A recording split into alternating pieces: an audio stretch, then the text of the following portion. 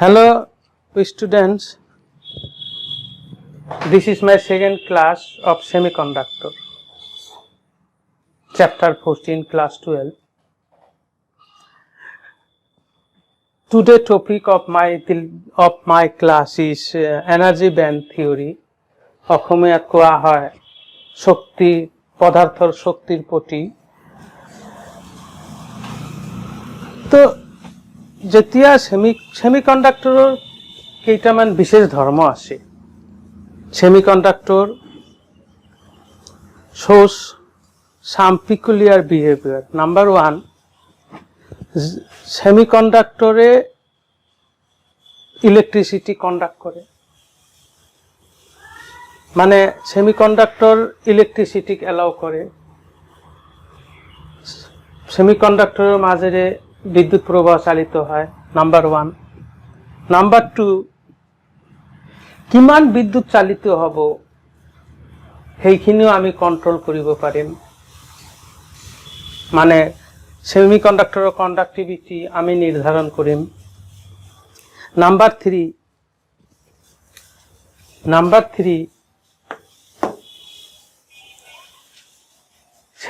যেতিয়া আমি সেমিকন্ডাক্টৰ কম ইলেক্ট্ৰিচিটি পাছ কৰা, তেতিয়া সেমিকন্ডাক্টৰে কাৰেন্ট ইলেক্ট্ৰিসিটি পাছ কৰিব। যেতিয়া আমি কম ইলেক্ট্ৰিসিটি পাছ নকৰিবা, তেতিয়া সেমিকন্ডাক্টৰে ইলেক্ট্ৰিসিটি পাছ নকৰিব। তাৰ মানে সেমিকন্ডাক্টৰে কেৱল এটা দিশতে ইলেক্ট্ৰিসিটি পাছ কৰিব, মানে এলাউ কৰিব। এইটো কোৱা হয় ইউনিডাইৰেকশনাল প্ৰপাৰ্টি। তাৰ মানে সেমিকন্ডাক্টৰৰ কন্ডাক্টিভিটিও আমি নিৰ্ধাৰণ কৰিব পাৰি। সেমিকন্ডাক্টৰ এক পিনেহে কাৰেন্ট এলাউ কৰে, সেমিকন্ডাক্টৰৰ মাজেৰে কাৰেন্ট পাছ হয়। তো এই কেইটা সেমিকন্ডাক্টৰৰ পিকুলিয়াৰ বিহেভিয়াৰ, মানে বিশেষ ধৰ্ম। তাৰপিছত দেখা গ'ল যে there are two types of materials,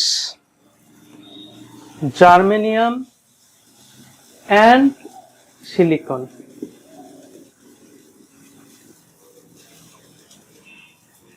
Germanium and silicon have conductivity between conductor and insulator.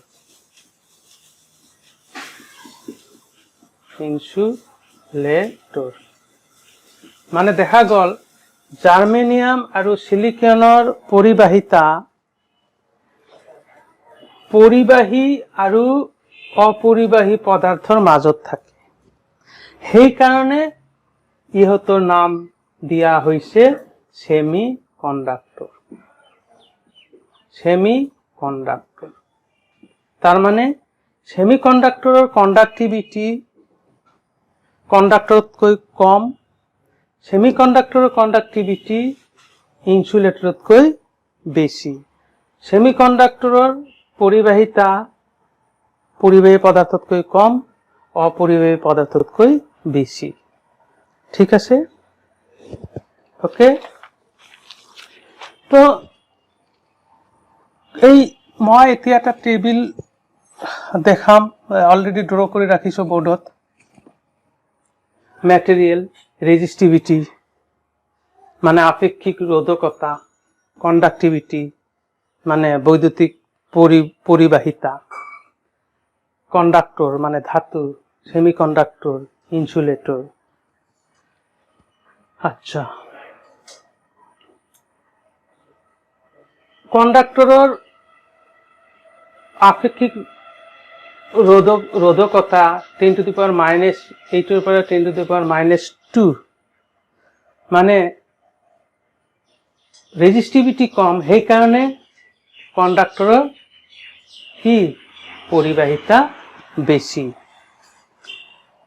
ইনসুলেটৰত দেখা, ইনসুলেটৰৰ ৰোধকতা 10 to the power 11 পৰা 10 to the power 19, মানে ইনসুলেটৰ মানে অপৰিবাহীৰ ৰেজিস্টিভিটি 10 to the power 11 পৰা 10 to the power 19, বহুত বেশি। সো রেজিস্টিভিটি বেশি হলে কন্ডাক্টিভিটি কম হয়, তার মানে ইনসুলেটর কন্ডাক্টিভিটি পরিবাহিতা কম। আর কন্ডাক্টর মানে মেটেল, মেটেলৰ ৰেজিস্টিভিটি কম, সেইকাৰণে পৰিবাহিতা বেশি। এতিয়া হাই সেমি কন্ডাক্টৰৰ দেখা। সেমি কন্ডাক্টৰৰ ৰেজিস্টিভিটি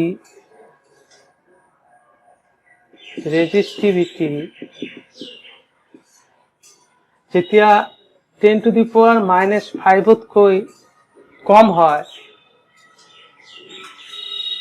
এতিয়া দেখা সেমিকন্ডাক্টৰ ৰেজিস্টিভিটি ৰেঞ্জ এইখিনি 10⁻⁵ to 10⁶। কিন্তু যেতিয়া সেমিকন্ডাক্টৰ ৰেজিস্টিভিটি ইয়াতকৈ কম হৈ যাব, তেতিয়া সেমিকন্ডাক্টৰ বিহেভছ এজ কন্ডাক্টৰ। ওকে, যেতিয়া সেমিকন্ডাক্টৰৰ ৰেজিস্টিভিটি 10⁶তকৈ বেছি হ'ব, 10⁶তকৈ বেছি হ'ব, তেতিয়া সেমিকন্ডাক্টৰ বিহেভ কৰিব ইনসুলেটৰ। আৰু সেমিকন্ডাক্টৰ কন্ডাক্টিভিটি 10⁻⁵তকৈ কম হলে সেমিকন্ডাক্টৰ বিহেভ কৰিব কন্ডাক্টৰ হিসেবে।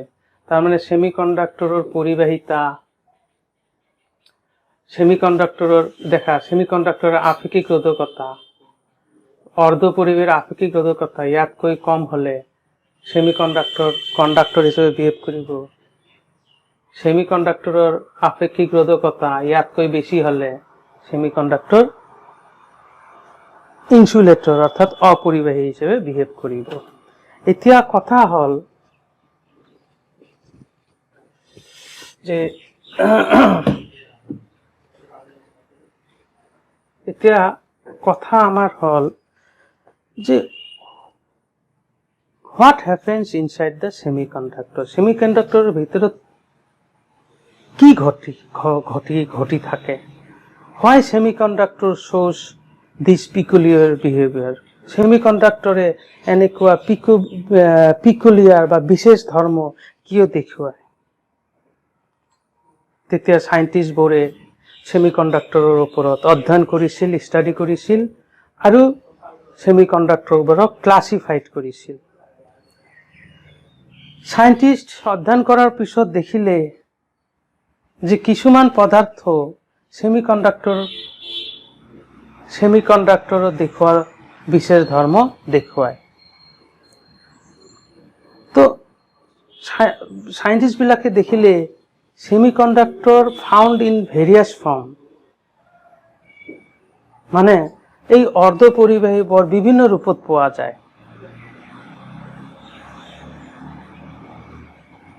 আৰ দে এলিমেন্ট, সেমিকন্ডাক্টৰ কি মৌল হয়। আৰ দে কম্পাউন্ড, সেমিকন্ডাক্টৰ বৰ কি অণু বা যৌগিক পদাৰ্থ হয়। আৰ দে মিক্সচাৰ্স, আৰ দে মেটেলিক, আৰ দে নন মেটেলিক। তেতিয়া এইবোৰ সাইন্টিষ্ট বিলাকে চিন্তা চৰ্চা কৰিলে, কৰাৰ পিছত দেখিলে scientist found that semiconductor properties found in the materials belong to different categories. তার মানে বিজ্ঞানী বিলাকে দেখিলে যে অর্ধপরিবাহী ধর্ম দেখুৱা পদাৰ্থবোৰ বিভিন্ন ৰূপত পোৱা যায়, বিভিন্ন ৰূপত পোৱা যায়। তো মৌল ৰূপত পোৱা যায়, এলিমেন্ট মানে মৌল ৰূপত, এলিমেন্ট ৰূপত পোৱা যায় semiconductor two types, germanium and silicon. Compound ৰূপত মানে কম্পাউন্ড তো জানায়, কম্পাউন্ড ৰূপত পোৱা যায় দুই ধৰণৰ, একচুয়ালি তিনি ধৰণৰ পোৱা যায়, ইনঅৰ্গেনিক, অৰ্গেনিক আৰু অৰ্গেনিক পলিমাৰ। ইনঅৰ্গেনিক ৰূপত পোৱা যায় KDS, gallium আৰ্সেনাইড। ইনঅৰ্গেনিকত anthracene. R organic পলিমাৰত পোৱা যায়, বুকত আছে এইবিলাক, পাইজরোল, পলি এনিলিন, এইবিলাক বুকত আছে। Scientists found that semiconductors properties in the materials belongs to different categories: element, compound. Element রূপত পোৱা যায় জাৰ্মেনিয়াম আৰু সিলিকন। কম্পাউন্ড ৰূপত পোৱা যায় ইনঅৰ্গেনিক, অৰ্গেনিক আৰু অর্গেনিক পলিমার। ইনঅর্গেনিক এইটো, অর্গেনিক এইটো, অর্গেনিক পলিমার এইকেইটা বহুত সৌজ প্রপার্টি। এইকেইটা কেতিয়া 1990 সাইন্টিষ্ট বিলাকে উলিয়াইছে। এইকেইটাৰ আকৌ বহুত ভাল কাম আছে, এইবিলাক এতিয়া মই ষ্টাডি নকৰিম। কিন্তু জাৰ্মেনিয়াম এন্ড সিলিকন এই দুই ধৰণৰ semiconductor simplest form, simple form. এইবিলাক অলপ জটিল ৰূপত পোৱা যায়, কিন্তু এই দুটা সিম্পল ফৰ্মত পোৱা যায়। সেইকাৰণে আমি এই জাৰ্মেনিয়াম আৰু সিলিকনক আমি স্টাডি কৰিম। যিমান সেমিকন্ডাক্টৰ পদাৰ্থ পোৱা যায় তাৰে ভিতৰত জাৰ্মেনিয়াম আৰু সিলিকন হল সকলোতকৈ সহজ আৰু ফান্ডামেন্টাল সেমিকন্ডাক্টৰ। সেইকাৰণে আমি জাৰ্মেনিয়াম আৰু সিলিকন স্টাডি কৰিম। ঠিক আছে? আচ্ছা, ঠিক আছে। এতিয়া নেক্সট টপিকটো মই পঢ়াম এনার্জি ব্যান্ড থিওরি।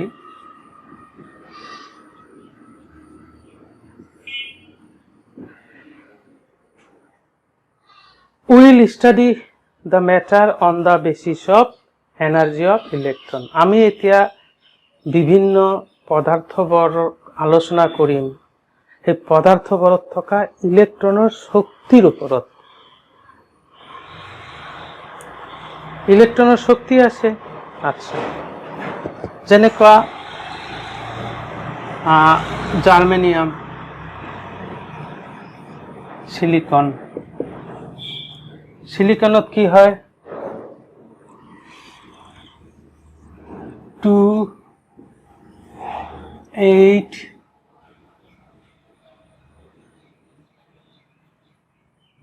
আৰু 4 ভ্যালেন্স ইলেক্ট্ৰন। ঠিক আছে। জাৰ্মেনিয়ামৰ ইলেকট্রনিক কনফিগারেশন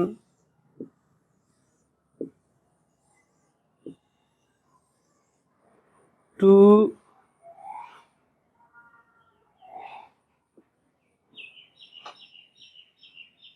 ঠিক আছে, 2, 8, 8, 1। ওকে, ওয়েট, 2, 8, 8, 1 আৰু এইটো হল জাৰ্মেনিয়ামৰ ইলেক্ট্ৰনিক বিন্যাস, এইটো হল সিলিকনৰ ইলেক্ট্ৰনিক বিন্যাস। ইয়াৰ এটমিক নাম্বাৰ 22 আৰু সিলিকনৰ এটমিক নাম্বাৰ 14। ঠিক আছে। সিলিকনত ভ্যালেন্স ইলেক্ট্ৰন 4টা, জাৰ্মেনিয়ামতো ভ্যালেন্স ইলেক্ট্ৰন 4টা। ঠিক আছে। এতিয়া দেখা তো এইবাৰ ইলেক্ট্ৰন কি কাম কৰি আছে? এইবাৰ এই ইলেক্ট্ৰনবোৰ জাৰ্মেনিয়ামৰ নিউক্লিয়াছৰ চাৰিওফালে ঘূৰি আছে। এইবাৰো ঘূৰি আছে। এইবোৰ ইলেক্ট্ৰনো ঘূৰি আছে, এইবোৰ ইলেক্ট্ৰনো ঘূৰি আছে, ঠিক আছে। যিমান ওচৰত থাকিব নিউক্লিয়াছৰ, এইটো নিউক্লিয়াছ ধৰিলো, এইটো নিউক্লিয়াছ ধৰিব, ঠিক আছে। ইলেক্ট্ৰনবোৰ যিমান নিউক্লিয়াছৰ ওচৰত থাকিব সিমান ইলেক্ট্ৰনৰ শক্তি কম, যিমান দূৰত যিমান নিউক্লিয়াছৰ পৰা যিমান দূৰত যাব সিমান ইলেক্ট্ৰনৰ শক্তি বেছি হ'ব। তাৰ মানে এই ভ্যালেন্স ইলেক্ট্ৰনৰ শক্তি বেছি, ঠিক আছে। তাৰ মানে কথাটো কৈছো, in an atom electrons have certain energy in a particular orbit due to which they revolve around the nucleus. এটা পৰমাণুত থকা ইলেক্ট্ৰনবোৰৰ নিৰ্দিষ্ট শক্তি আছে এটা নিৰ্দিষ্ট কক্ষত, অৰবিটত, আৰু সেইকাৰণে ইলেক্ট্ৰনবোৰ নিউক্লিয়াছৰ চাৰিওফালে ঘূৰি আছে। ক্লিয়াৰ? এতিয়া এই ইলেক্ট্ৰনবোৰ যদি এনাৰ্জি গেইন কৰে তেনেহলে কি হ'ব? এই ইলেক্ট্ৰনবোৰ গুচি যাব, নিউক্লিয়াছৰ পৰা দূৰত গুচি যাব। এই ইলেক্ট্ৰনবোৰ যদি কিবাকৈ এনাৰ্জি লছ কৰে তেনেহলে এই ইলেক্ট্ৰনবোৰ নিউক্লিয়াছৰ ওচৰত আহি যাব। ক্লিয়াৰ? আচ্ছা, তেনেহলে এই ইলেক্ট্ৰনৰ এনাৰ্জি কি ডিসাইড কৰে? The energy of the electron decide the matter whether it is a conductor, semiconductor or insulator. এই ইলেক্ট্ৰনৰ জেনাৰেলি এইবিলাক ভিতৰত থাকে ইলেক্ট্ৰনৰ বৰৰ কথা, এইবিলাকতো ভিতৰত থাকে, ইহঁতৰ এনাৰ্জি কম। জেনাৰেলি ভ্যালেন্স ইলেক্ট্ৰন বৰৰ কথাহে আমি আলোচনা কৰিম। আচ্ছা, এই যে ইলেক্ট্রনের এনার্জি, এই ভ্যালেন্স ইলেক্ট্রনের এনার্জি বেশি, পার্টিকুলার এনার্জি আছে। এই ভ্যালেন্স ইলেক্ট্রনের জব কি, কাম কি? এই ভ্যালেন্স ইলেক্ট্রনের কাম হল এই জার্মেনিয়াম নিউক্লিয়াসের চারিওফালে ইয়েতে ঘুরি থাকা, ঠিক আছে। The energy of the electron decide whether it is a metal, non-metal or semiconductor. এই ইলেক্ট্রনের শক্তিবিলাকে নির্ধারণ কৰিব যে পদাৰ্থটো পৰিবাহী নে অৰ্ধপৰিবাহী না অপৰিবাহী, ঠিক আছে। Okay, clear? আৰু কথা এটা কওঁ, জাৰ্মেনিয়ামতো ভ্যালেন্স ইলেক্ট্ৰন 4টা, সিলিকনতো ভ্যালেন্স ইলেক্ট্ৰন 4টা। এই ভ্যালেন্স ইলেক্ট্ৰন 4টা থকাৰ কাৰণে জাৰ্মেনিয়াম আৰু সিলিকনে পিকুলিয়াৰ বিহেভিয়াৰ মানে বিশেষ ধৰণৰ ধৰ্ম দেখুৱায়, আৰু যাৰ কাৰণে জার্মেনিয়াম সিলিকন সেমিকন্ডাক্টর হয়। ফার্স্ট আমি উইল স্টাডি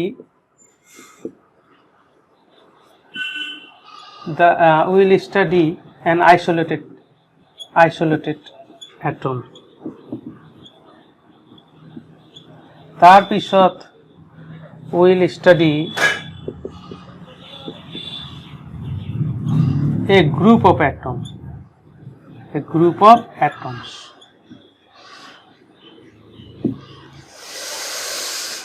আমি প্রথমে আইসোলেটেড অ্যাটম মানে এটা সিঙ্গেল পৰমাণুৰ আলোচনা কৰিম। তাৰ পিছত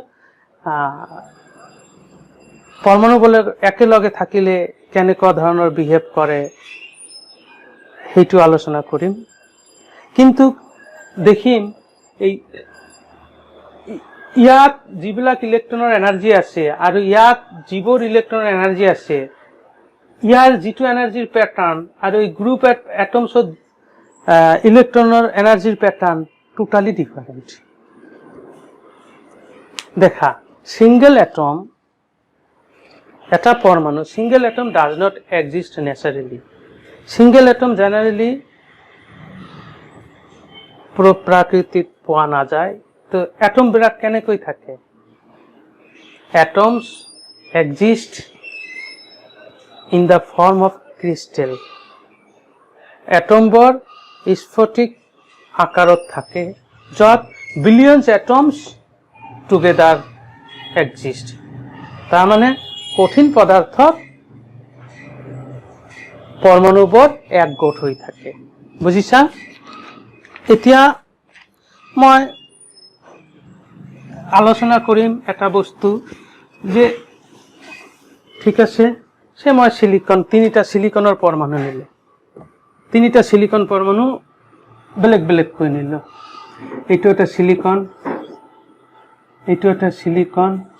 এইটো নিউক্লিয়াস ৰাখিছো এইটো এটা সিলিকন নিউক্লিয়াস 2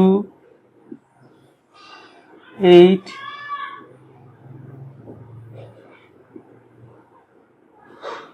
আৰু 4 ঠিক আছে এইটো 2 8 আৰু 4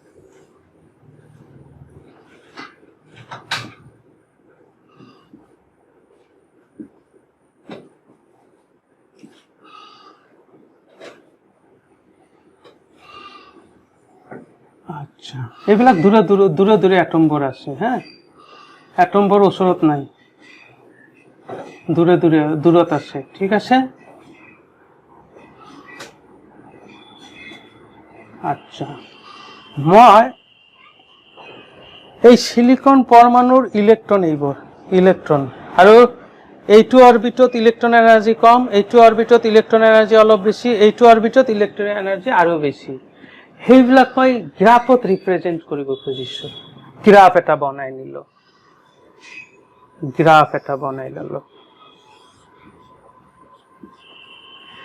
এইপিনে মই বুজালো এনাৰ্জি অফ ইলেক্ট্ৰন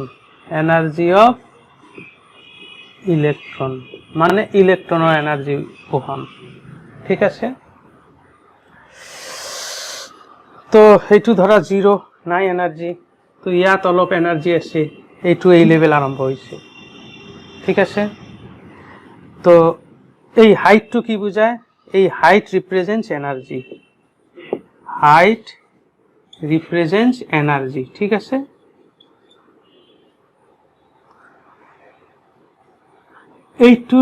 এই অরবিটত থকা ইলেক্ট্ৰনবোৰৰ এনাৰ্জি অলপ বেছি তেনেহলে এইখিনি হাইটে এই এনাৰ্জি বুজালে ঠিক আছে ইয়াৰ এনার্জি আরো বেছি এইখিনি হাইটে বুজালে ক্লিয়ার ইয়াত কেইটা ইলেক্ট্রন আছে এইটো এনার্জি এইটো লেভেলত এইটো অরবিটত দুটা বালো হাইটে ইয়াৰো এনাৰ্জি কি একে এইটো কি এইটো অৰবিটত আছে তে ইয়াৰ এনার্জি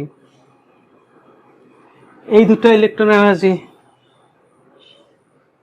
কারণ সবরে আলাদা আলাদা তিনটা পরমাণু লইছো কিন্তু ইয়ার এনার্জি একে কারণ একে পরমাণু একে সেম অ্যাটম তো ইয়ার এনার্জি ক্লিয়ার এতিয়া ইয়াত কেইটা আছে এইটো অরবিটত 8টা ইয়াত 8টা তেনেহলে 1 2 3 4 5 6 8 1 2 এইটো পরমাণুর বুজাম এতিয়া কারণ এইখিনিত এনার্জি আছে বুঝিছা ইয়ার 2 3 4 5 6 8 ঠিক আছে এতে এইটো পরমাণুর এইবিলাক ভ্যালেন্স ইলেক্ট্রনের এনার্জি অলপ বেশি এইখিনি হাইটে বুঝালে তেনেহলে কেইটা আছে এই পরমাণুর ভ্যালেন্স ইলেক্ট্রন 4টা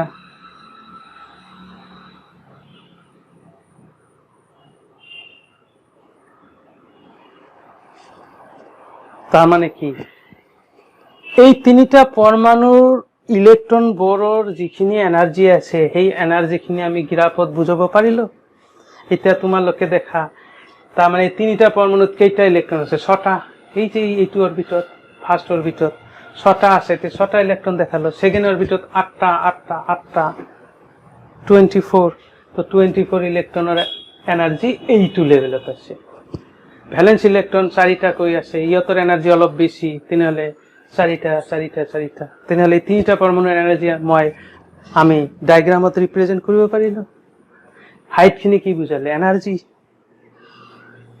লেন্থ এনেকৈ এতিয়া এই কেইটা জয়েন কৰি দিলো লেন্থ কি বুজাইছে একো বুজোৱা নাই লেন্থ কি বুজাইছে একো বুজোৱা নাই তো এইটো হল এনাৰ্জি ডায়াগ্ৰাম অফ ইলেকট্ৰন।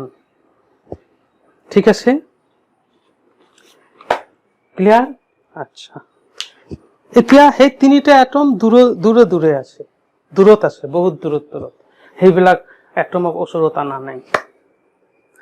যদি এই এটমবোৰ ওচৰত আনো তেনেহ'লে সেই এটমৰ পৰমাণুত থকা ইলেক্ট্ৰনবোৰৰ এনাৰ্জিৰ কিবা পৰিৱৰ্তন হ'বনে? Does the systematic energies of the electron of different atoms remain same or change when the atoms are bring together? ইলেক্ট্ৰনৰ এনাৰ্জিবোৰৰ কিবা পৰিৱৰ্তন হ'ব নে একে থাকিব যেতিয়া বিভিন্ন পদাৰ্থ পৰমাণুবোৰ ওচৰত আনি আমি কঠিন পদাৰ্থ গঠন কৰিম? সেইটো বিষয়ে আমি আলোচনা কৰিম, and this is the most important topic. Okay, let's see, very important class. আচ্ছা, ওয়েট, এইটো নিউক্লিয়াস আর এইটো ভ্যালেন্স ইলেকট্রন কেইটা দেখাইছো, এইটো ভ্যালেন্স ইলেকট্রন। ঠিক আছে, ভ্যালেন্স ইলেকট্রন, এই যে এইটো নিউক্লিয়াস, এইবিলাক ভ্যালেন্স ইলেকট্রন, এইটো নিউক্লিয়াস, এইবিলাক ভ্যালেন্স ইলেকট্রন। দুটা পরমাণু দূৰত আছে। যদি এইটো পৰমাণুক ওচৰত আনো, ইয়াত আনিল, কি হ'ব দেখা। ঠিক আছে, আচ্ছা, আগতে এই ইলেকট্ৰনৰ যিমান এনাৰ্জি আছিল, দূৰত থাকোতে এইটো 2 এটম, এইটো 1 এটম, দূৰত থাকোতে 2 এটম আৰু 1 এটমৰ ভ্যালেন্স ইলেকট্ৰনৰ এনাৰ্জি একে আছিলে, কিন্তু ওচৰত আনিলে কি হয় সেইটো মই বুজাম। আচ্ছা, এইটো এটা চাৰ্জ Q1, এইটো এটা চাৰ্জ Q2, এইখিনি ডিস্টেন্স R হলে ইয়াত পটেনশিয়াল এনার্জি হয় 1/4 পাই epsilon not Q1 Q2 by R। দুটা আধান R দূরত্ব থাকিলে ইহঁতৰ মাজত পটেনশিয়াল এনাৰ্জিৰ ফৰ্মুলা হয় 1/4 পাই epsilon not Q1 Q2 by R। ঠিক আছে, এতিয়া এই এটমটো যেতিয়া ইয়াত আনিলো, মানে ওচৰত আনিলো, ঠিক আছে, বুজিলা? ঠিক আছে, তেতিয়া কি হল দেখা, এইটোৱে লওঁ, ইয়াৰ দূৰত্ব, ইয়াৰ লগত ইয়াৰ দূৰত্ব, ইয়াৰ দূৰত্ব, ইয়াৰ ডিস্টেন্স, সব ডিস্টেন্স একে থাকিল না চেঞ্জ হল? চেঞ্জ হৈ গল। দেখা, ইয়াৰ পৰা ইয়াৰ ডিস্টেন্স বেছি, ইয়াৰ পৰা ইয়াৰ ডিস্টেন্স বেছি, ইয়াৰ পৰা ডিস্টেন্স কম, ইয়াৰ পৰা ইয়াৰ ডিস্টেন্স কম, তেনেহলে ইয়াৰ পটেনশিয়াল এনাৰ্জি আগৰ নিচিনা থাকিব না পৰিৱৰ্তন হ'ব? ডেফিনেটলি পৰিৱৰ্তন হ'ব। মানে দুটা পৰমাণু যেতিয়া ওচৰত আনা হ'ব তেতিয়া সেই ইলেক্ট্ৰনৰ এনাৰ্জি কম বেছি হ'ব। এইটোৰ কাৰণে চোৱা, ইয়াৰ পৰা ইয়াৰ, ইয়াৰ, ইয়াৰ, ইয়াৰ দূৰত্ব একে নহয়। তাৰ মানে যেতিয়া দুটা পৰমাণু ওচৰত আনা হ'ব, clear? when two different atoms bring together, the energy of the electrons will be plus or minus. যেতিয়া দুটা পরমাণু ওচৰত আনা হ'ব তেতিয়া due to the interaction, মানে ইয়াৰ মাজত সংঘাতৰ কাৰণে, সংঘাত নহয় মানে ইন্টাৰেকশন ক্ৰিয়াৰ কাৰণে সেই ভ্যালেন্স ইলেকট্ৰনবোৰৰ শক্তি কেতিয়াবা বেশি হ'ব, কেতিয়াবা কম হ'ব। বুজিছা? তার মানে ইনে যে সলিডত কি থাকে, বিলিয়নস অফ এটমস, তার মানে কঠিন পদাৰ্থত অসংখ্য পৰমাণু থাকে আৰু পৰমাণুবিলাক ওচৰা-ওচৰিকৈ থাকে। গতিকে পৰমাণুত থকা যোজক ইলেকট্ৰন, ভ্যালেন্স ইলেকট্ৰনৰ শক্তি কম বেশি পৰিমাণে হৈ থাকে আৰু সেইটো বুজাৰ কাৰণে আমি ফেমাস ডায়াগ্রাম বুজিম energy band theory in a solid how the energies of the electron will change that will study with the help of energy band diagram কঠিন পদাৰ্থত পৰমাণুত থকা যোজক ইলেক্ট্ৰনৰ ওপৰত শক্তি কেনেকৈ চেঞ্জ হৈ থাকে সেইটো আমি ফেমাস ডায়াগ্ৰাম এনাৰ্জি ব্যান্ড থিওৰিৰ পৰা বুজিবলৈ ট্ৰাই কৰিম ঠিক আছে আচ্ছা এতিয়া বুজা সিলিকন 14 ইয়াৰ ইলেক্ট্ৰনিক বিন্যাস কি হ'ব is2 2s2 তাৰপিছত 2p6 3s2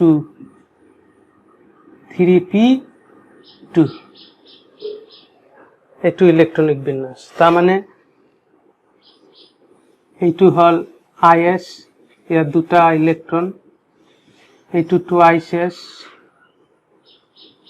দুটা ইলেক্ট্ৰন ঠিক আছে এইটো 2p এটা দুটা ক্লিয়ার আচ্ছা তার পিছত থ্রাইস s একটা দুটা তার পিছত 3p কেইটা আছে দুটা এনেকৈ ভৰিব ওকে ক্লিয়ার আচ্ছা ইয়াত এই সিলিকনত ভ্যালেন্স সেল মানে যোজক কক্ষ কোনটো এই যে 3 আছে এইটো হল ভ্যালেন্স সেল তার মানে ইয়াৰ পৰা এইখিনি হল ভ্যালেন্স সেল ওকে যোজক কক্ষ ক্লিয়ার আচ্ছা এতিয়া আহা যোজক কক্ষত টোটাল এইটো সিঙ্গেল ওয়ান সিলিকন অ্যাটম লৈছো ঠিক আছে ভ্যালেন্স সেলৰ কথা কৈছো ইয়াত ভ্যালেন্স সেল কেইটা আছে দুটা ইয়াত দুটা চাৰিটা ইয়াত দুটা ছটা ইয়াত দুটা আঠটা এটা সিঙ্গেল অ্যাটমত ভ্যালেন্স এনার্জি লেভেল কেইটা আছে 8 বুঝি পাতি ক্লিয়ার ফিল্ড কেইটা হৈ আছে ফিল্ড এনার্জি লেভেল তারে কেইটা ভর্তি হৈ আছে দেখা এটা দুটা তিনটা চাৰিটা ভর্তি হৈ আছে ভ্যাকেন্ট এনার্জি খালি কেইটা হৈ আছে ভ্যাকেন্ট এনার্জি লেভেল ঠিক আছে খালি কেইটা হৈ আছে চাৰিটা ক্লিয়াৰ বুজিছা এইখিনি টোটাল 8টা আছে তাৰে চাৰিটা ফিল্ড হৈ আছে চাৰিটা ভ্যাকেন্ট হৈ আছে আচ্ছা সিলিকন এইটো একটা অ্যাটম লৈছো যদি মই n সিলিকন অ্যাটমস লওঁ n সিলিকন অ্যাটমস ললে এনার্জি টোটাল এনার্জি লেভেলস কত কিমান হ'ব এনার্জি লেভেলস হ'ব ভ্যালেন্স এনার্জি লেভেল যে 8n কারণ এটা ইমান তো n ত কিমান ইমান তেনেহলে ফিল্ড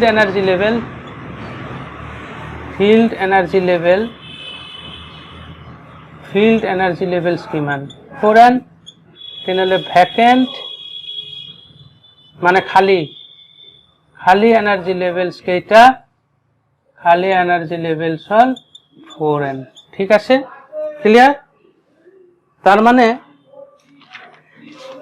ক্লিয়ার আচ্ছা তার মানে টোটাল এনার্জি লেভেলস আছিল 8n 4n তোমার হৈ গল ভ্যাকেন্ট আর 4n হৈ গল তোমার ফিল্ড এইটো হল ফিল্ড আর এইটো হল ভ্যাকেন্ট কথাটো ক্লিয়ার আচ্ছা এতিয়া আমি এনার্জি ব্যান্ড ডায়াগ্রামটো ডিসকাস কৰিম ওকে ক্লিয়াৰ আচ্ছা এই খালি মই ভ্যালেন্স সেলটো ৰাখিলো বুজাৰ কাৰণে ঠিক আছে ওকে আচ্ছা এইটো ইম্পর্টেন্ট দে এইটো স্পেসিং মানে ডিস্টেন্স বিটুইন দ্য অ্যাটমস এইটো এনার্জি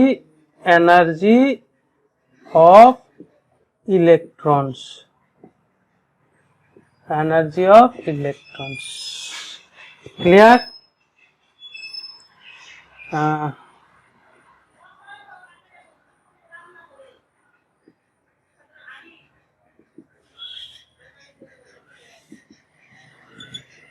ঠিক আছে মই খালি ভ্যালেন্স সেল টুয়ে লম ঠিক আছে s অরবিটাল কি l equal to 0 হয় p orbital l equal to 1 হয় ঠিক আছে ক্লিয়ার পজিশন মই দি দিলো আগত মই ডায়াগ্রাম টু ড্ৰ কৰিলো a ঠিক আছে পিছত মই বুজাই আছো a b এটু এইখিনি হল a reason b reason c reason d reason ঠিক আছে মই আকৌ ড্ৰ কৰিলো পিছত মই বুজাই আছো বুজিবা ঠিক আছে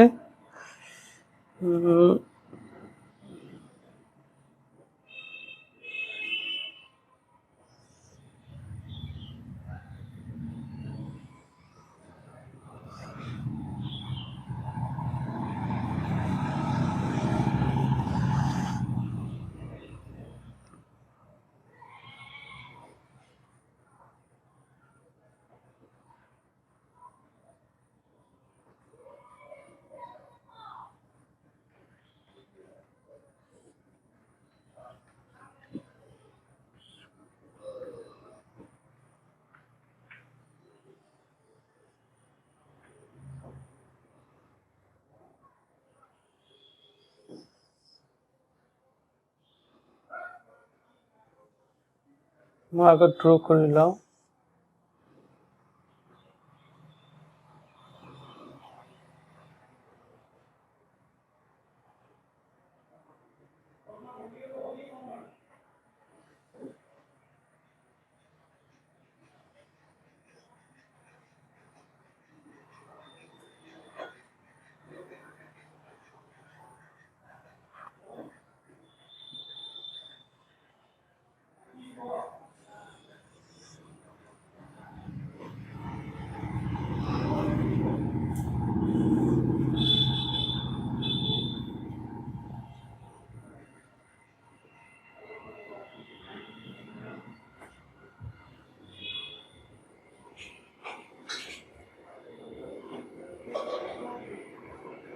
মই বস্তুখিনি ড্ৰ কৰি লওঁ তোমালোকৰ সুবিধাৰ কাৰণে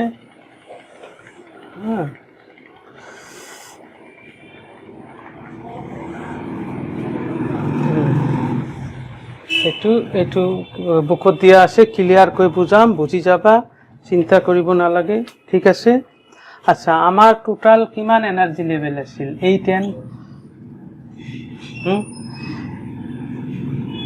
8n এনার্জি লেভেল আছিল তারে ফিল্ড কিমান 4n আর ভ্যাকেন্ট কিমান 4n ঠিক আছে এইটো l equal to কি 1 এইটো l equal to 0 তার মানে এইটো p আর এইটো s ঠিক আছে ওকে আচ্ছা বুঝিবা ভালকৈ এইটো l equal to 0 মানে s অরবিটাল ইয়াত কেইটা ইয়াত টোটাল 8টা আছিল 8 সিটৰ ভিতৰত 6টা 8 এনাৰ্জি লেভেলৰ ভিতৰত 6 পিত গল আৰু 2 কত গল এছত গল কিন্তু এছত দুটা কি ফিল আপ হৈ আছে তাৰ মানে এছত কিমানটা সিট থাকে 8 এনাৰ্জি লেভেলৰ ভিতৰত 8 এইটো এটা এটমৰ বুজাইছো 8 এনার্জি লেভেলস আছিল তারে 6টা পি লেভেলত দুটা এস অরবিটালত দুটা আছিল এটো এটা এটমৰ কাৰণে তো এন নিলে কি হল এইবিলাক এন এটমস বুজিলা ক্লিয়ার বুজিলা তার মানে টোটাল আমার 8n তার মানে টোটাল ইয়াত 6n আৰু টুৱাইছ এন কথাটো বুজিছা তাৰে এই টুৱাইছ এন এইটো কি ফিল্ড হৈ আছে এইটো ফিল্ড তাৰ টুৱাইছ এন ইয়াত ফিল্ড হৈ আছে ক্লিয়াৰ এই 6 এনত কেইটা ফিল্ড হৈ আছে দুটা তাৰ মানে টুৱাইছ এন ফিল্ড হৈ আছে 4 এন ইয়াত খালি হৈ আছে দেখা টোটাল 8 এন 2 এন ফিল্ড তাৰ মানে টোটাল কিমান গল 4 N fill up field energy level বাকি 3 হলে 4 এনার্জি লেভেল ভ্যাকেন্ট আর এইবিলাক ভ্যালেন্স ক্লিয়ার তার মানে এইটু বুঝাইছো মই in a region মানে a অঞ্চলত all atoms behaves like isolated atoms মানে a regionত সকলো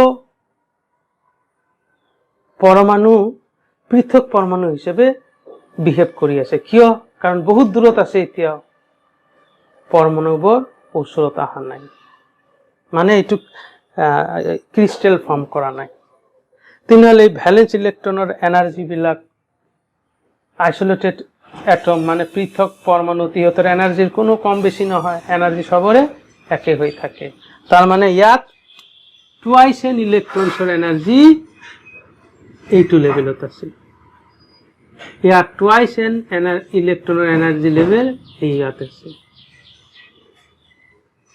কিন্তু বাকি ইয়াত 4 ইয়াত কিমান খালি হৈ আছে 4 এন এনার্জি লেভেল খালি হৈ আছে পি অরবিটালে ইয়াত কিন্তু twice N energy level field হৈ টুৱাইছ এন এনাৰ্জি লেভেলে আছে টুৱাইছ এন এনাৰ্জিতে ইলেক্ট্ৰন বোৰ আছে তাৰ মানে এতিয়া এস অৰবিটাল আৰু পি অৰবিটালৰ ৰুলটো আছে এই ৰিজনত কিয় আছে কাৰণ এতিয়া পৰমাণুবোৰ বহুত দূৰত আছে এতিয়া আমি ধৰিছো পৰমাণুবোৰ ওচৰলৈ অনা নাই আৰু ওচৰলৈ আনিলে পৰমাণুবিলাক এটা সময়ত কঠিন পদাৰ্থ গঠন কৰিব তেতিয়া আমি লক্ষ্য কৰিম যে তেতিয়া ইলেক্ট্ৰনৰ এনাৰ্জি মানে পৰমাণুবোৰৰ ইলেক্ট্ৰনৰ এনাৰ্জিবোৰ কি হৈ যায় এইটো আলোচনা কৰিম আৰু এইটোৱে হল মেইন বস্তু দেখা পৰমাণুবোৰৰ ইলেক্ট্ৰনৰ এনাৰ্জি ডিসাইড কৰিব যে পদাৰ্থটো পৰিবাহী নে অৰ্ধপৰিবাহী নে অপৰিবাহী ঠিক আছে ক্লিয়ার ওকে তার মানে ইয়াত টোটাল পসিবল স্টেট কিমান আছিলে আকৌ কৈ দিও পসিবল স্টেটস আছিলে আমাৰ 8 মানে টোটাল আছিল 8 ফিল্ড স্টেটস আছে আমাৰ 4 ভ্যাকেন্ট স্টেটস আছে আমাৰ 4 কথাখিনি বুঝিছা এটি এটা এটমৰ n এটম নিলে তো আমার ফিল্ড কিমান এই তলতটো বুজাইছো ফিল্ড তেনেলে ভ্যাকেন্ট ইয়াত 4n তলতটো কি বুজাইছো ফিল্ড ইয়াত এই s অরবিটালত কোনো ভ্যাকেন্ট সিট নাই কথাটো বুঝিছা ক্লিয়ার এতিয়া আমাৰ এই ৰিজনত গল মানে এই অঞ্চলত সকলো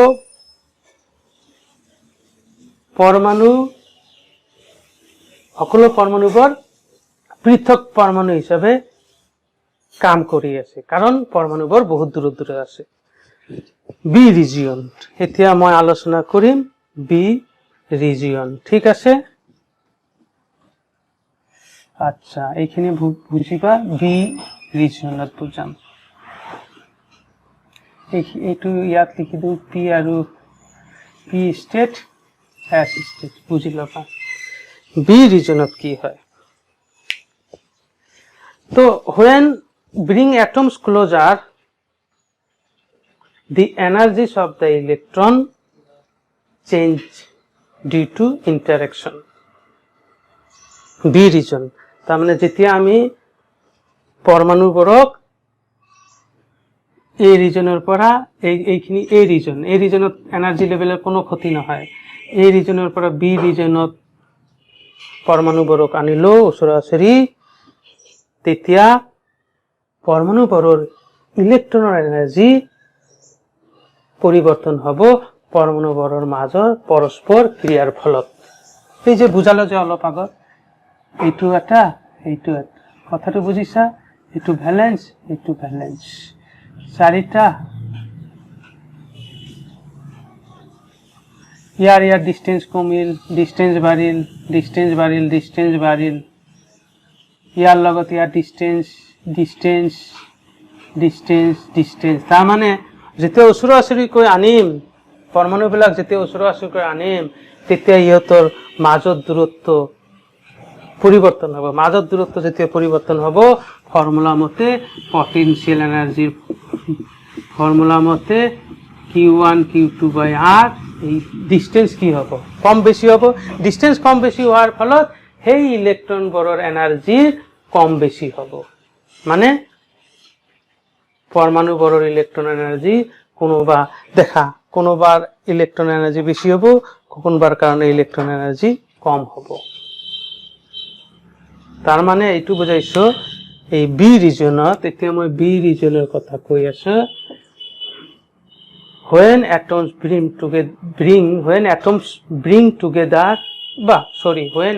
bring closer, not very much closer to each other, then energies of the electron will change due to interaction. তার মানে দেখা ইয়াত, আচ্ছা আমার দেখা সিলিকনত কেইটা ভ্যালেন্স ইলেক্ট্ৰনছ আছিল? এটা সিলিকন এটমত 4টা ভ্যালেন্স ইলেক্ট্ৰন। তাহলে n সিলিকন এটমস ললে n ভ্যালেন্স ইলেক্ট্রন, এটু হল নাম্বার অফ ভ্যালেন্স ইলেক্ট্রন।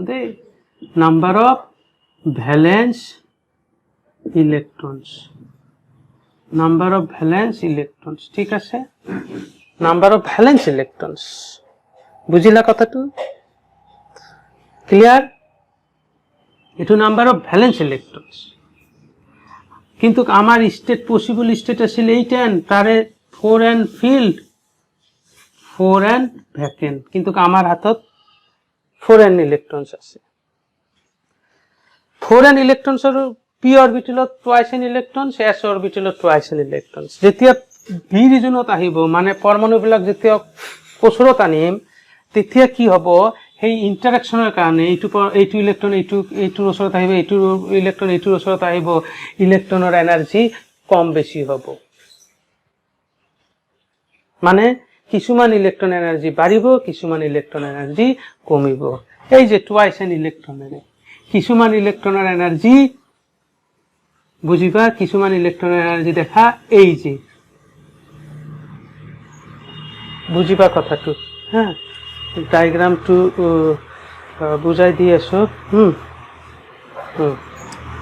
আচ্ছা, ইয়াত দেখা কিছুমানৰ এই ইয়াত আছে, ঠিক আছে?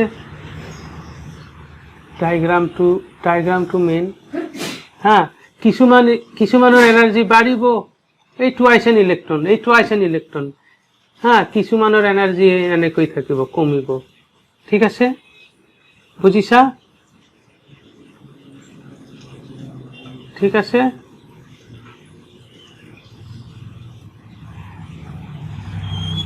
এই যে কিছুমান ইলেক্ট্ৰন এনাৰ্জি বাঢ়িব, কিছুমান ইলেক্ট্ৰন এনাৰ্জি কমিব, কিছুমান ইলেক্ট্ৰন ওপৰত গৈছে বাঢ়িব, কিছুমান ইলেক্ট্ৰন এনাৰ্জি কমিব, কিছুমান ইলেক্ট্ৰন এনাৰ্জি বাঢ়িব। এইটো ডায়াগ্ৰাম যদি এনেকৈ দিওঁ বেছি ভাল হ'ব, ৰবা, এনেকৈ, ঠিক আছে?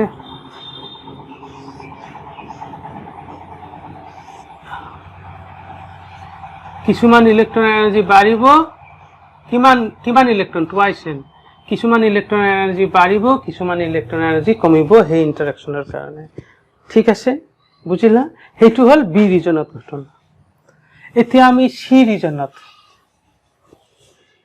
when the atoms bring more closer, then there is no difference between the p level and s level. যেতিয়া ইলেক্ট্ৰন বোৰক আমি আৰু ক্লোজ আনিম মানে বি লেভেলতকৈ সি লেভেল মানে ডিষ্টেন্স আৰু কমিল যেতিয়া পৰমাণুবোৰক আৰু ওচৰত আনিম তেতিয়া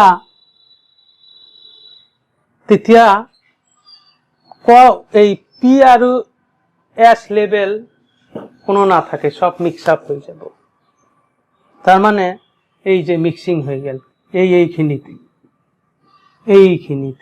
বুঝিছা এই যে সি লেভেল এইখিনিত মিক্স আপ হয়ে গেল মানে কি পাহৰি গল সেই ভ্যালেন্স ইলেক্ট্ৰনটো পিৰ আছিলে না এছৰ আছিলে কথাটো বুঝিছা তার মানে when the atoms bring more closer than B then there is no difference between P level and S level এইখিনিত তো P level এইখিনি আছে এইখিনিত তো S level এইখিনি আছে যেতিয়া C levelত সোমাই গল তেতিয়া এইখিনি মিক্স আপ হৈ গল তেতিয়া কোনটো ইলেক্ট্রন P level আছিল কোনটো ইলেক্ট্রন S level আছিল কোনো রুল নাই মিক্সিং আপ হৈ গল মানে there is no boundary মানে an electron can go up তার মানে কিছুমান ইলেক্ট্ৰনৰ এনাৰ্জি এইখিনি এৰিয়াত এই সি কিছুমান ইলেক্ট্ৰনৰ এনাৰ্জি এইখিনিত থাকিল কিছুমান এইখিনিত থাকিল কিছুমান এইখিনিত থাকিল ইলেক্ট্ৰনবোৰৰ এনাৰ্জি এইটো আইছে ঠিক আছে এতিয়া মই ডি ৰিজনৰ কথা কম when the atoms bring more and more closer to form a crystal মানে actual spacing মানে কঠিন পদাৰ্থ যেতিয়া পৰমাণুবোৰক আমি আৰু ওচৰত আনিম ওচৰত আনাৰ ফলত পৰমাণুবোৰ লগ লাগি কঠিন পদাৰ্থ গঠন কৰিছে বুজিছা মানে actual distance মানে কঠিন পদাৰ্থত মানে যেতিয়া কঠিন পদাৰ্থত পৰমাণুবোৰ বহুত ওচৰা-ওচৰি হৈ থাকিব মানে এইটো ডি স্পেচিং বুজাইছো ডি স্পেচিং তেতিয়া কি হয় তেতিয়া যেতিয়া পৰমাণুবোৰ শীত আছিলে শীত ক্লোজাৰ আছিলে ডিত আৰু ক্লোজ আনিলো যে এই অ্যাকচুয়াল কঠিন পদাৰ্থত যিমান দূৰত্বত পৰমাণুবোৰ থাকে হিমান দূৰত্ব যদি পৰমাণুবোৰ ওচৰত আনা হয় তেতিয়া আমি দেখিম হেই যে কিমান ভ্যালেন্স ইলেক্ট্রন আছিল 4n পসিবল স্টেট কিমান আছিল 8n এইখিনি তো পি রুল আৰু এস ৰুল পাহৰি গল এইখিনিত আহি কি হৈ গল এইখিনিত আহি দেখা গল যে কিছুমান ইলেক্ট্রন এইখিনিত আহি গল কিছুমান ইলেক্ট্রন এইখিনিত আহি গল মানে অ্যাকচুয়াল ডিস্টেন্স বুজিছা in actual spacing মানে প্রকৃত কঠিন পদার্থ তেতিয়া এসপি রুল তো নাইয়ে এসপি রুল ওয়াস্ট অ্যাওয়ে হইছে তেতিয়া দেখিলো যে হেই 4n ইলেক্ট্ৰনসৰ এনার্জি এইখিনিত থাকে বা এইখিনিত থাকে কিন্তু দেখা গল এইখিনি যে আছে এইখিনি এরিয়াত কোনো ইলেক্ট্রনের এনার্জি পোৱা নগল 4n ইলেক্ট্ৰন আছিল এই 4n ইলেক্ট্ৰন আছিল এই 4n ইলেক্ট্ৰনৰ এনাৰ্জি এইখিনি লেভেলত থাকে নাইবা এইখিনি লেভেলত থাকে তাৰ মানে আমি দেখিলো যে 10 পৰা 20 এনাৰ্জি লৈকে ইলেক্ট্ৰন ইয়াত থাকে 20 পৰা 40 এনাৰ্জি থকা ইলেক্ট্ৰন এইখিনি থাকে বুজিছা হ্যাঁ সৰি 10 পৰা 20 লৈকে এনাৰ্জি থকা ইলেক্ট্ৰন এইখিনি থাকে 30 পৰা 40 লৈকে ইলেক্ট্ৰন এনাৰ্জি এইখিনি থাকে কিন্তু আমি 20 আৰু 30 থকা এনার্জি থকা ইলেক্ট্রনের না পাও বুজিছা কথাখিনি তার মানে এইখিনি আমাক বুজালে কি যে এইখিনি আমাক বুজালে এটা বস্তু এই ডি স্পেসত মানে অ্যাকচুয়াল স্পেসত ইলেক্ট্রন এনার্জি এইখিনি থাকিব পাৰে এই এক্সুৱেল স্পেচিঙত নাইবা ইলেক্ট্ৰন এনাৰ্জি এইখিনিত থাকিব পাৰে। এইখিনি লেভেলত এনাৰ্জি নাথাকে, মানে ইলেক্ট্ৰন এনাৰ্জি নাথাকে। তেনেহ'লে ইলেক্ট্ৰন এনাৰ্জি কেই ধৰণৰ থাকিব পাৰে? এক ধৰণ, দুই ধৰণৰ। ঠিক আছে, এইখিনি এনাৰ্জি, এইখিনিৰ ভেলুৰ এনাৰ্জি ইলেক্ট্ৰনৰ নাথাকে। কথাখিনি বুজিছা? মই কথাখিনি কি ক'ব খুজিছো? কিন্তু ইয়াত এটা ৰুল আছে। কিমান ইলেক্ট্ৰনছ আছে? 4n ইলেক্ট্ৰনছ গোটেই ইয়াত থাকিব পাৰে বা 4n ইলেক্ট্ৰনছ গোটেই ইয়াত থাকিব পাৰে। ধৰা এটা চিনেমা হল আছে, ওপৰত 200 সিট আছে, তলত 200 সিট আছে, মানে মানুহ আছে 200। তো মানুহ 200 মানুহ কি কৰিব? হয় ওপৰৰ সিটত বহি চিনেমা চাব, ইচ্ছা কৰিলে তলৰ সিটত বহি চিনেমা চাব পাৰিব। ঠিক তেনেকুৱা এই 4n ইলেক্ট্ৰন আছিল যে, কিমান ইলেক্ট্ৰন আছিল? 4n ভ্যালেন্স ইলেক্ট্ৰন হয় এইখিনিত থাকিব পাৰি, নালে এইখিনিত থাকিব, কিন্তু এইখিনিত থাকিব নোৱাৰে। তেনেহ'লে আমি দেখিলো, এইখিনি বুজা খুব ইম্পৰ্টেণ্ট। ইন এক্সুৱেল স্পেচিং, মানে এক্সুৱেল কঠিন পদাৰ্থত এই পি আৰু P rule, S rule washed away হৈ যায়, পানীত ধুই দিয়ে। তেনেহ'লে থাকে কি? যিমান ইলেক্ট্ৰন আছে সেই ইলেক্ট্ৰনবোৰে তিনিটা ৰিজন ডিচাইড কৰে। দেখা, এইটো lower part region, middle region, upper region. তাৰমানে কেইটা ৰিজন?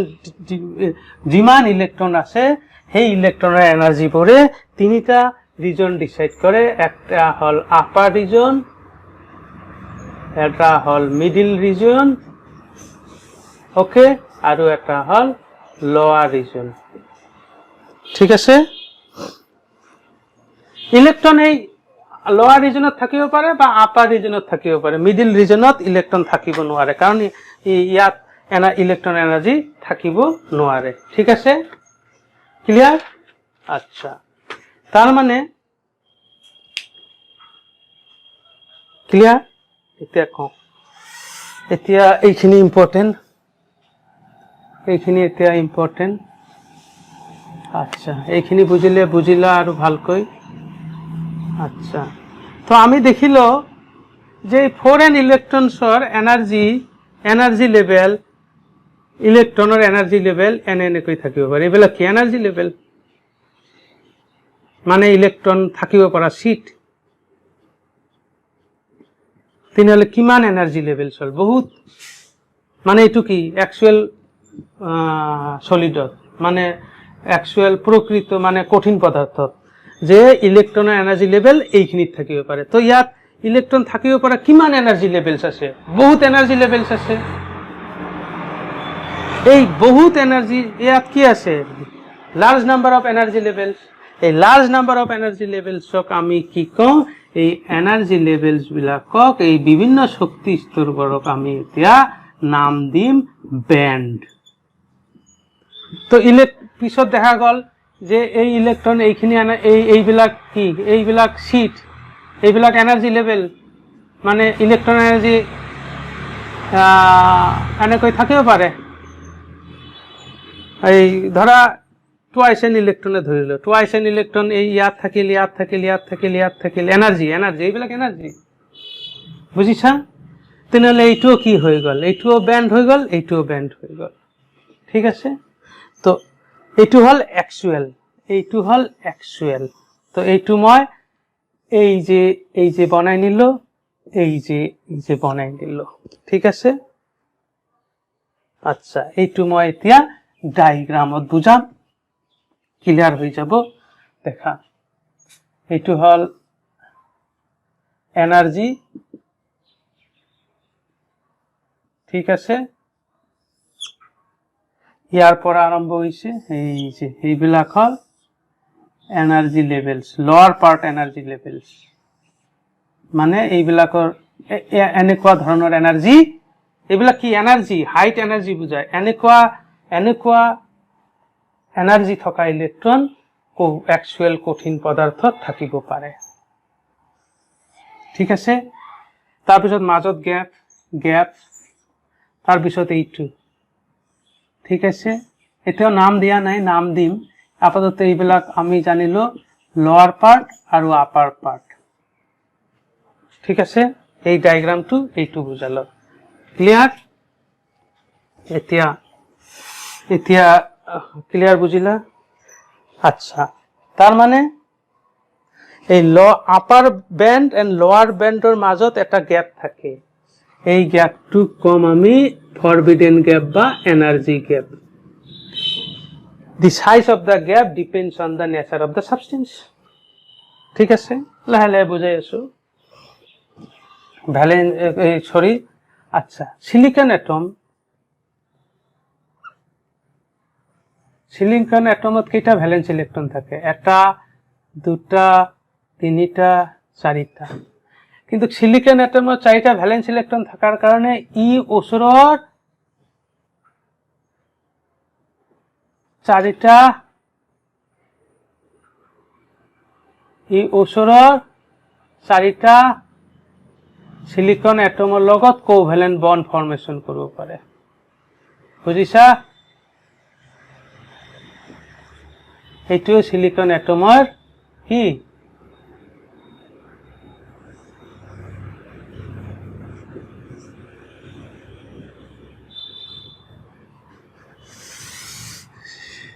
বুঝাই আছো ৰবা ৰবা ৰবা ৰবা এইটো এটা সিলিকন অ্যাটমত কেইটা ভ্যালেন্স ইলেকট্ৰন ইয়াৰ এইটো ইয়াৰ এইটো ইয়াৰ এইটো ইয়াৰ এইটো চাৰিটা ভ্যালেন্স ইলেকট্ৰন ওচৰত চাৰিটা সিলিকন অ্যাটমৰ লগত ইলেকট্ৰন শেয়াৰ কৰি কোভ্যালেন্ট বন্ড ফৰ্মেশন কৰে সেই কোভ্যালেন্ট বন্ড ফৰ্মেশনত ভাগ কোনে লয় valence electron clear clear R এই ভ্যালেন্স ইলেকট্ৰন এতিয়া কোভ্যালেন্ট বন্ড ফৰ্মেশন হৈছে এইবিলাক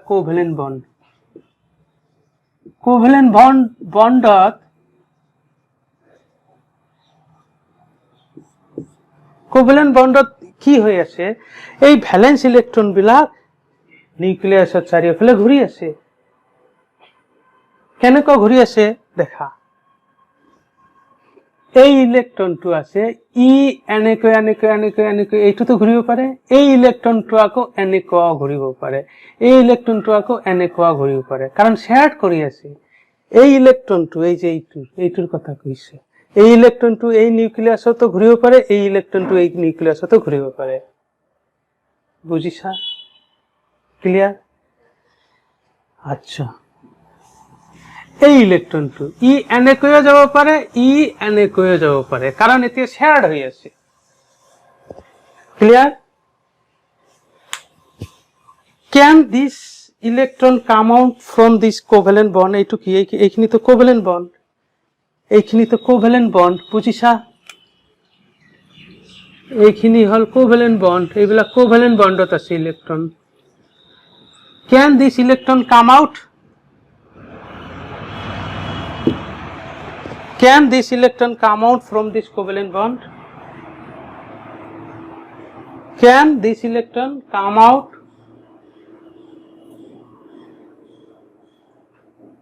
from this covalent bond?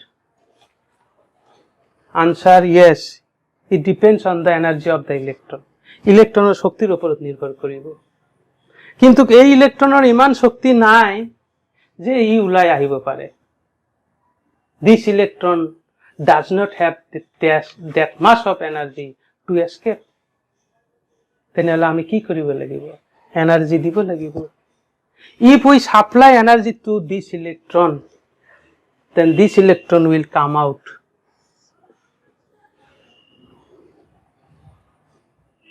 যদি electron if somehow the electron gets energy then this electron will come out from the covalent bonds now এই electron two covalent বন্ডৰ পৰা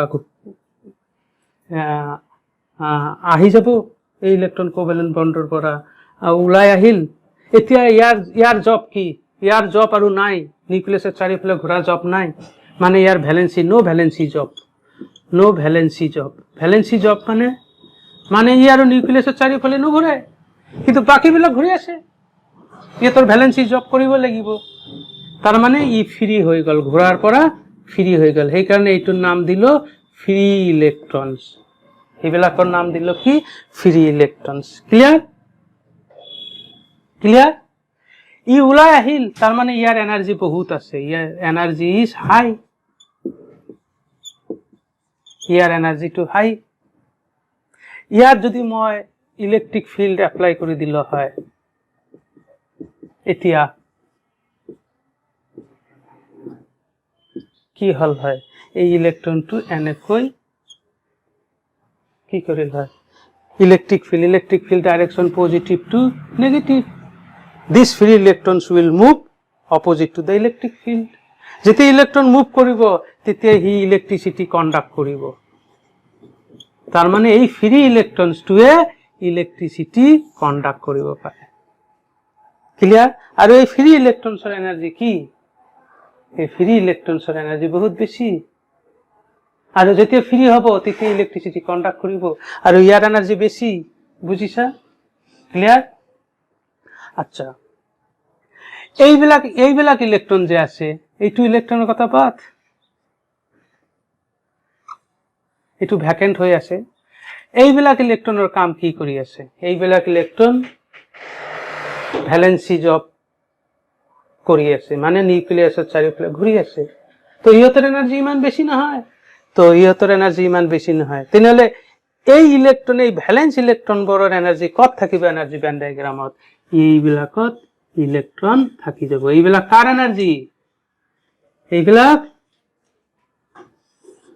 তেনেহ'লে এইবিলাক কি? এইবিলাক হল এনাৰ্জি অফ ভ্যালেন্স ইলেক্ট্ৰনছ। এইবিলাক কি? এইবিলাক তেনেহ'লে ভ্যালেন্স ইলেক্ট্ৰন, এইবিলাক ভ্যালেন্স ইলেক্ট্ৰন। তাহলে এই এই এই এই এনাৰ্জি লেভেলছ বিলাক কাৰ এনাৰ্জি বুজাইছে? ভ্যালেন্স ইলেক্ট্ৰনছৰ। সেইকাৰণে এইখিনিৰ নাম দিয়া হল valence band. Clear? Valence band. ইয়াত যেতিয়া এনাৰ্জি দিল, সেই ইলেক্ট্ৰনটো ফ্ৰী হৈ গ'ল, মানে কত আহিল? কোভেলেন্ট বন্ডৰ পৰা ওলাই আহি ই ফ্ৰী হল। ফ্ৰী মানে কি? এতিয়া নিউক্লিয়াছৰ চাৰিওফালে নুঘূৰে, ইয়াৰ এনাৰ্জি বেছি হল। যদি ইলেক্ট্ৰিক ফিল্ড দিওঁ তেতিয়া সি ইলেক্ট্ৰিচিটি কণ্ডাক্ট কৰিব। সেইকাৰণে ইয়াক আমি ফ্ৰী ইলেক্ট্ৰনছো কম বা কণ্ডাকশন ইলেক্ট্ৰনো কম। তাৰ মানে আমি যদি এনাৰ্জি দিওঁ, এই ইলেক্ট্ৰনটো ইয়াত গুচি যাব, তাৰ মানে এইটো ভ্যাকেন্ট হৈ থাকিব। এই প্ৰসেসটো বুজাইছে এইটো। তেনেহ'লে এইবিলাক এনাৰ্জি লেভেল কাৰ? ফ্ৰী ইলেক্ট্ৰনছৰ, কণ্ডাকশন ইলেক্ট্ৰনছৰ। তাই ইহঁতৰ এনাৰ্জি বেছি, তাৰ মানে এইবিলাক এনাৰ্জি লেভেলছ কাৰ? ফ্ৰী ইলেক্ট্ৰনছৰ। ফ্ৰী ইলেক্ট্ৰনছৰ কাম কি কৰে? ইলেক্ট্ৰিচিটি কণ্ডাক্ট কৰে। সেইকাৰণে ফ্ৰী ইলেক্ট্ৰনছ ইয়াত থাকিব পাৰে। আৰু তেনেহ'লে ফ্ৰী ইলেক্ট্ৰনছৰ আৰু এটা নাম হল কণ্ডাকশন ইলেক্ট্ৰন। সেইকাৰণে এইটোৰ নাম হল কণ্ডাকশন ব্যান্ড। ক্লিয়াৰ? নামটো বুজিলা? কণ্ডাকশন ব্যান্ড। তো এতিয়া ভ্যালেন্স ব্যান্ড, কণ্ডাকশন ব্যান্ড, ওকে, আমি বুজিলো। এতিয়া আৰু 5-10 মিনিট লাগিব, তেই মই এইটো ফিনিশ কৰি দিম। দেখা, valence band. Valence band, the range of energies possessed by valence electron is known as valence band. মানে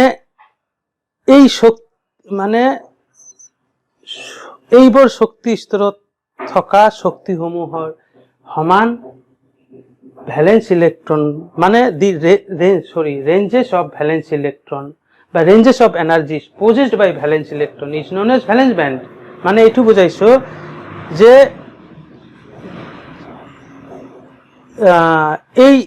এই পৰিসৰৰ শক্তিবোৰ ভ্যালেন্স ইলেক্ট্ৰনৰ শক্তিৰ সমান। সেইকাৰণে এইটোক কি কোৱা হৈছে? Valence band. আৰু ভ্যালেন্স ব্যান্ডৰ এটা মনত ৰাখিবা, ভ্যালেন্স ব্যান্ডত থকা ইলেক্ট্ৰনৰ কাৰণে কাৰেন্ট ফ্লো নহয়। 2 নম্বৰ কথা, valence band may be partially field, may be completely field. এইটো আংশিকভাৱে পূৰ্ণ থাকিব পাৰে, আংশিক পাৰ্চিয়েলি ফিল্ড হৈছে। আৰু এইবিলাক বাউণ্ড ইলেক্ট্ৰনছ, মানে এই ইলেক্ট্ৰনছ বিলাক নিউক্লিয়াছৰ চাৰিওফালে ঘূৰিব। তো আহিল conduction band. The range of energies possessed by conduction electrons is known as conduction band. জীৱৰ মুক্ত ইলেক্ট্ৰনৰ শক্তি এই শক্তিৰ পৰিসৰত থাকে, সেই শক্তিসমূহৰে গঠন কৰা শক্তি পটিক কণ্ডাকশ্যন বেণ্ড বা কি কোৱা হয়, ভেলেন্স বেণ্ড মানে এছামিছত কয় যোজক পট্টি হৈছে, আৰু এইটো হল পৰিবহন পট্টি।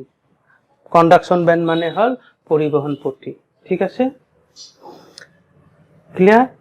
এইটো হল পৰিবহন পট্টি, মানে এই পৰিসৰৰ শক্তিসমূহ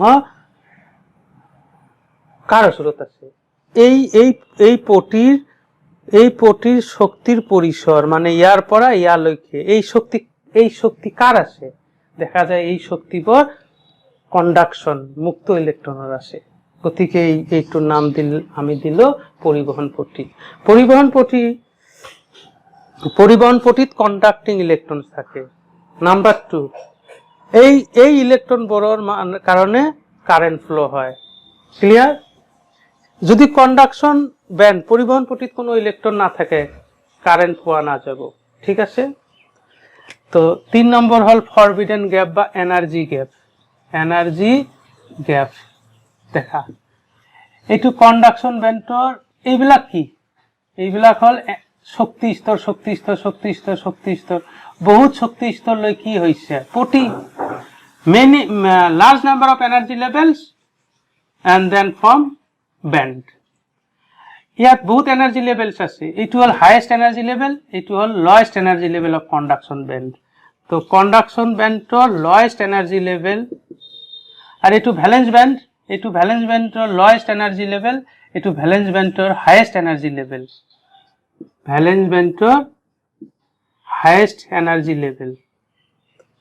কন্ডাকশন ব্যান্ডৰ লোয়েস্ট এনাৰ্জি লেভেল, পৰিবহন পটিৰ নিম্ন শক্তি স্তৰ আৰু যোজক পটিৰ উচ্চ শক্তি স্তৰৰ মাজত এটা ফাঁক থাকে। এই ফাঁকটো কি কোৱা হয়? নিষিদ্ধ পটি বা এনাৰ্জি গ্যাপ। ইয়াত কোনো ইলেক্ট্ৰন থাকিব পৰা এনাৰ্জি লেভেল বা শক্তি স্তৰ না থাকে। ঠিক আছে, এই ফৰবিডেন গ্যাপৰ যেটো উইথ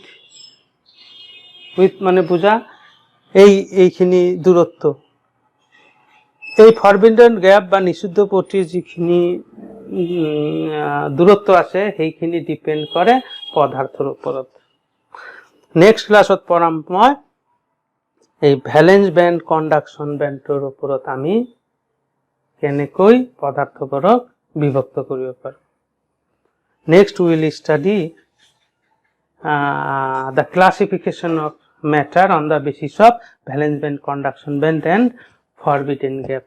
ঠিক আছে, thank you.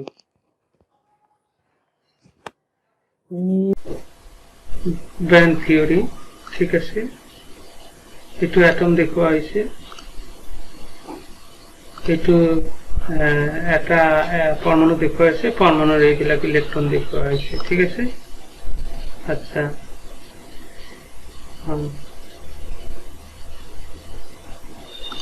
এটা পরমাণুবিলাক লগ লাগি কঠিন পদার্থ গঠন করেছে।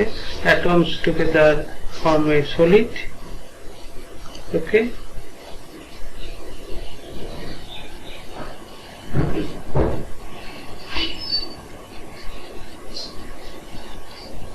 ঠিক আছে, বহুত অ্যাটমস মিলে কি গঠন করিলে কঠিন পদার্থ। Millions of atoms form together a solid. আর যেতিয়া কঠিন পদার্থ গঠন করিব পৰমাণুবোৰে, তেতিয়া পৰমাণুবোৰৰ যোজক ইলেক্ট্ৰনৰ শক্তিসমূহ বৃহৎ পৰিৱৰ্তন হ'ব, আৰু এই পৰিৱৰ্তন আমি এনাৰ্জি ব্যান্ড ডায়াগ্ৰামৰ জৰিয়তে বুজিবলৈ সক্ষম হ'ম। ঠিক আছে, থেংক ইউ।